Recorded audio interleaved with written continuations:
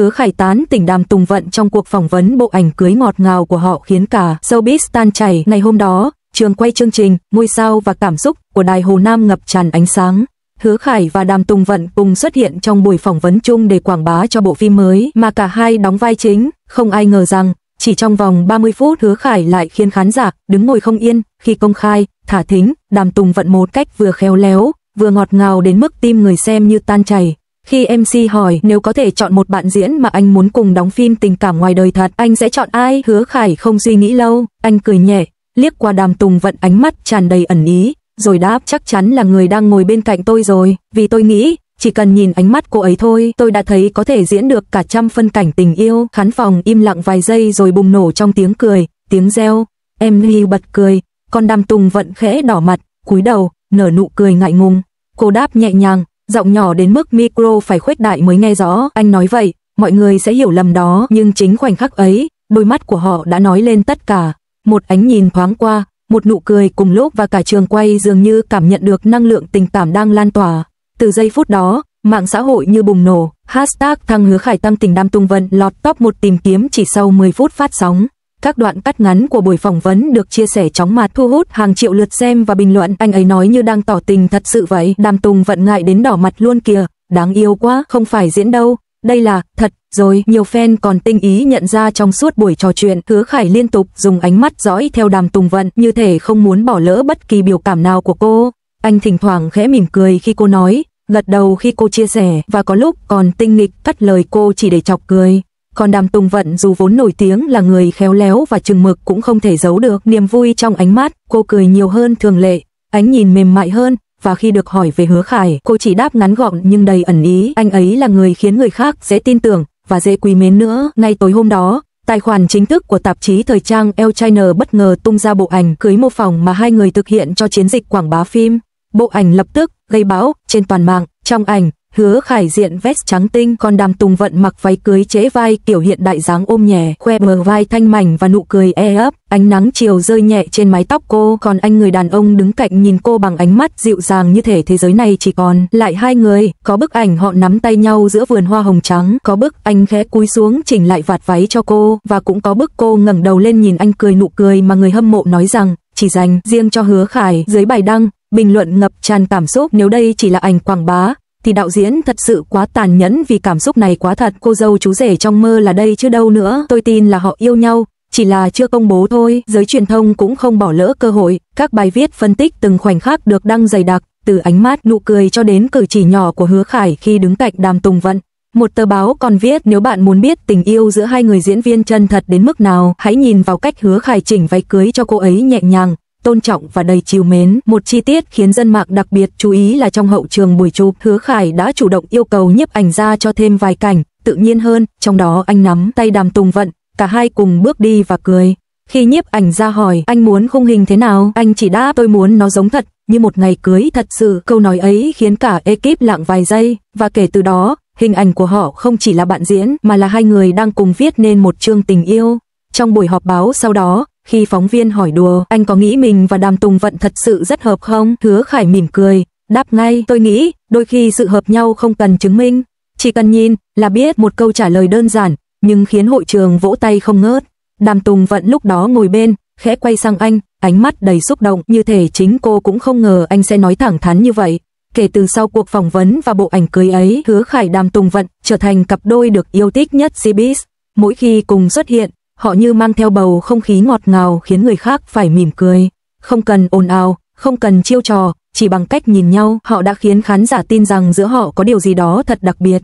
Nhiều người hâm mộ còn nói vui rằng nếu Hứa Khải còn tán tỉnh như thế nữa thì chúng tôi phải chuẩn bị phong bì mừng cưới mất thôi. Còn Đàm Tùng Vận, khi được hỏi về phản ứng của người hâm mộ, cô chỉ nhẹ nhàng đáp chúng tôi trân trọng nhau. Có lẽ chính điều đó làm mọi người thấy ngọt ngào, một câu nói giản dị nhưng đầy ý nghĩa, vì đôi khi chính sự trân trọng ấy mới là nền tảng thật sự của tình yêu.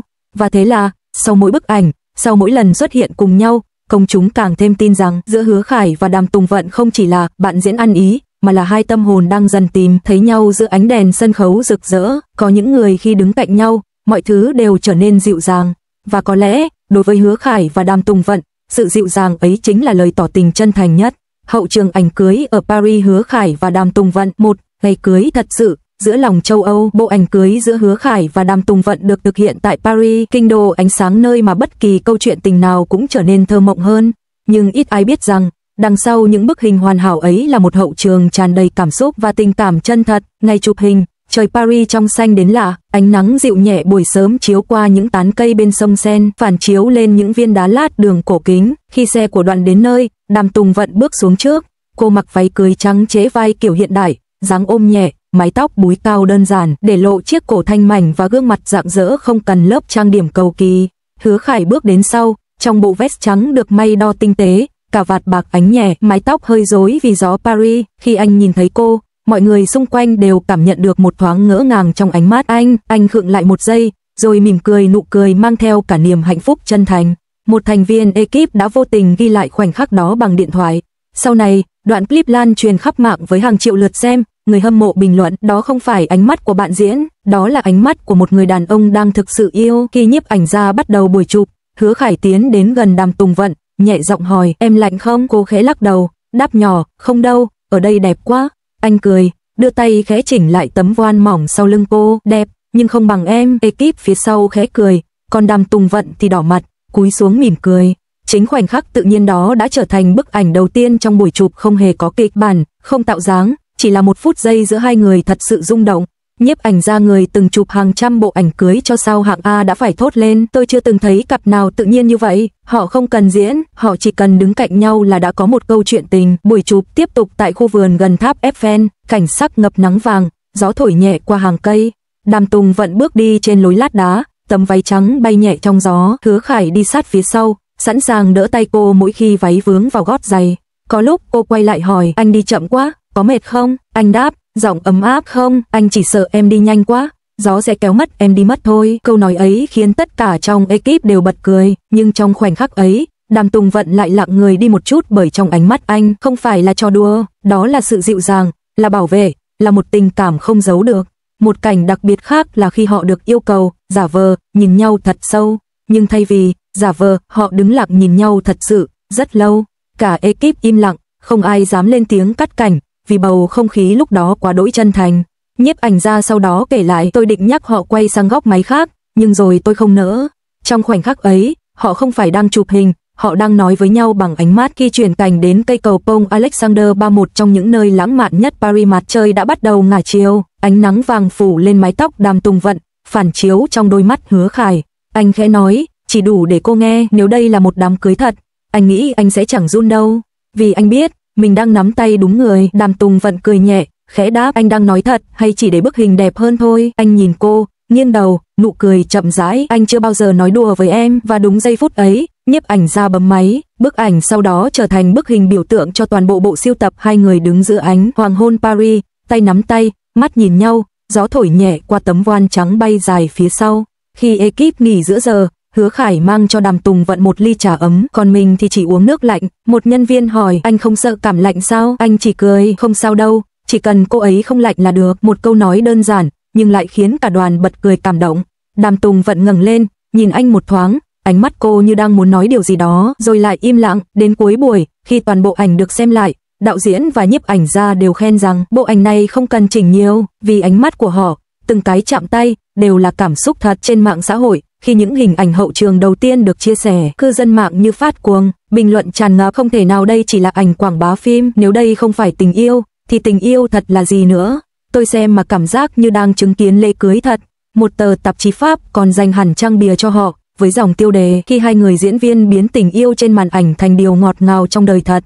Vài ngày sau, trong buổi phỏng vấn hậu chụp hình, khi được hỏi, anh cảm thấy thế nào khi được chụp ảnh cưới cùng Đàm Tùng Vận? Hứa Khải mỉm cười, trầm ngâm một chút rồi nói, tôi nghĩ, có những khoảnh khắc không cần diễn, chỉ cần sống trong nó. Hôm đó, tôi thực sự cảm thấy như mình đang trong một buổi lễ cưới. Đàm Tùng Vận ngồi bên cạnh, bật cười khẽ, nhưng khi được hỏi lại, cô đáp rất chân thành, lúc đó, tôi cũng quên mất mình đang diễn, chỉ một câu ấy thôi, khán giả đã hiểu tất cả. Kể từ đó, bộ ảnh cưới Paris không chỉ là dự án quảng bá phim mà đã trở thành biểu tượng của tình yêu ngọt ngào, chân thật và đầy cảm xúc. Dù họ chưa từng công khai mối quan hệ, nhưng người hâm mộ vẫn tin rằng giữa Hứa Khải và Đàm Tùng Vận có một điều gì đó sâu sắc vượt qua giới hạn của nghệ thuật, một thứ tình cảm đang thật sự nảy nở, từng chút một.